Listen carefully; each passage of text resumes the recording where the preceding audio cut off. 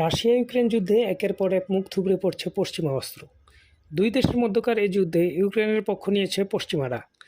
দেশটিকে একের পর এক যুদ্ধাস্ত্র সহায়তা দিয়ে আসছে আমেরিকা সহ তার পশ্চিমা মিত্ররা।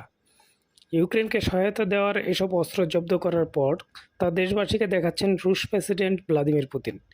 বুধবার রুশ সংবাদ মাধ্যম আরটির এক প্রতিবেদনে এই তথ্য জানানো হয়েছে।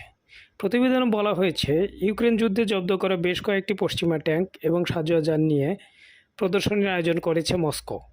এই প্রদর্শনীতে একটি ইউএস নির্মিত M1 আব্রাম ট্যাঙ্কও রয়েছে, যা অবধিকার ডনবাস শহরের কাছাকাছি এলাকা থেকে জব্দ করা হয়েছিল।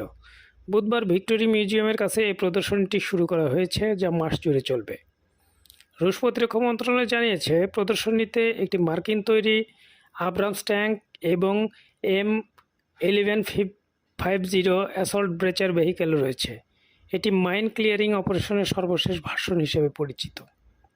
কর্মকর্তারা জানিয়েছেন, রাশিয়ান সৈন্যরা এই দুটি ট্যাঙ্ক অবধিকার ডনবাস শহরের অদূরে বেরদিয়েচি বসতির কাছ থেকে জব্দ করেছিল। চলতি সপ্তাহের শুরুর দিকে মন্ত্রণালয়ের ভিডিও শেয়ার করে সেখানে ট্যাঙ্ক বিধ্বংসী ক্ষেপণাস্ত্র দিয়ে এগুলোকে হামলা চালাতে দেখা যায়। মন্ত্রণালয় জানিয়েছে, প্রদর্শনীতে আরও 32টি সামরিক যান রয়েছে। এর মধ্যে অন্যতম হলো একটি জার্মান নির্মিত লেপার্ড 2-6 ট্যাঙ্ক এবং আইএফভি, মার্কিন Bradley IFB, British AT-105 Saxon এবং হুস্কি টিভিএস সহ বিভিন্ন সামরিক যান।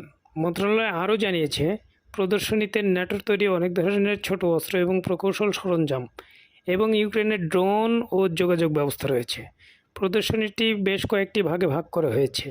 এই প্রদর্শনীতে দর্শনার্থীরা পশ্চিমাদের তৈরি বিভিন্ন অস্ত্রের বৈশিষ্ট্য এবং সেই সঙ্গে নির্দিষ্ট সরঞ্জামগুলো কীভাবে জব্দ করা হয়েছে তাও জানতে পারবেন। এর আগে গত মাসে রাশিয়ার প্রতিরক্ষামন্ত্রী সের্গেই শোইগু বলেন, মস্কোর সেনারা ক্রমাগত ইউক্রেনীয় সেনাদের পেছনে ঠেলে দিচ্ছে। তার এ বক্তব্যের পর এ প্রদর্শনীর আয়োজন করা হয়েছে।